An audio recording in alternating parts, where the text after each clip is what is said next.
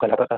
संग्रहण जो था 100 गाँव का, 100 ग्राम का, 100 ग्राम या तौलने वाला नहीं, गाँव लिख दे रहा हूँ, गाँव प्रशासन की सबसे छोटी इकाई गाँव, तो 100 गाँव का समूह क्या कहलाता था? संग्रहण कहलाता था। उसके बाद प्रशासन की सबसे छोटी इकाई जो है वह ग्राम आ जाती है। तो अब देख लेते हैं आहार, विषय, स्थानीय, इनके सबके जो आपको शासक हैं, प्रशासक हैं, उनको देखिएगा। गोप यहाँ पे, यहाँ तक हो गया। स्थानीय होते थे प्रशासक। अब यहाँ से देखिएगा स्थानीय और स्थानीय से लेकर संग्रहण तक, स्थानीय से लेकर संग्रहण तक इनका क्या था कि इनके जो प्रशासक होते थे वह गोप होते थे, गोप होते थे, गोप।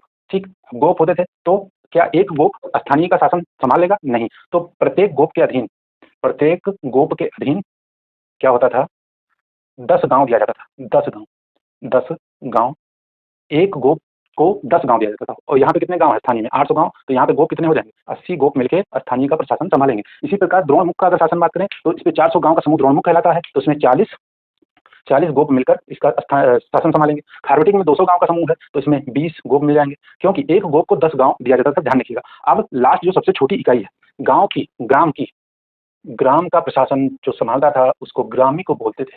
ग्रामी की, यही मोस्ट इंपॉर्टेंट है, ध्यान रखिएगा। हालांकि यही मोस्ट इंपॉर्टेंट नहीं है, मोस्ट इंपॉर्टेंट पूरा है, क्योंकि आपको ध्यान रखना है प्रांत या चक्र के बाद सीधा आहार विषय, उसके बाद में स्थानीय, द्रोणमुख, खारवेटिक, संग्रहण, ग्राम। ये आपसे सीधे पूछा जा सकता है। स्थानीय, मौर्य काल में स्थानीय क्या होता था? तो ये 800 गांव का समूह स्थानीय कहलाता था। और इसके जो प्रशासक होते थे उनको गोप ही कहा जाता था। और प्रत्येक गोप के अधीन 10 गांव दिए जाते थे। आहार विषय का पूछा जा सकता है कंफ्यूज करने के लिए, जैसे आहार विषय का जो प्रशासक है वह स्थानिक है और स्थानीय का गोप है, तो इसलिए यह कंफ्यूजन भी हो सकता है। लेकिन आपको ध्यान रखना है आहार और विषय का जो प्रशासक है उसको स्थानिक बोलते थे, जबकि स्थानीय का जो प्रशासक था वह गोप होता था। तो ध्यान रखिए, एक बार फटाफट रिपीट कर रहा हूँ उसको। साम्राज्य विभाजन में सबसे पहले आता है सम्राट, या इसको देश बोलेंगे। इसका जो प्रशासक होता था वह आपका सम्राट होता था। उसके नीचे उससे छोटी इकाई आती है प्रांत या चक्र। और प्रांत चक्र को मैंने बताया कि इसको राजकुमार इसका प्रशासक होता था, या कोई सगा संबंधी है तो उसको प्रांतपाल भी बोलते थे। तो यह ध्यान रखिएगा। प्रांत और या चक्र के नीचे आता है आहार या विषय, आहार या विषय दोनों बोलते हैं, और इसके प्रशासक को स्थानिक बोला जाता है। उसके नीचे आता है स्थानीय या 800 गांव का समूह है, और इसका प्रशासक जो होता था गोप कहलाता था। फिर द्रोणमुख है, 400 गांव का समूह है। यह भी क्वेश्चन पूछा जा सकता है कि द्रोणमुख के अधीन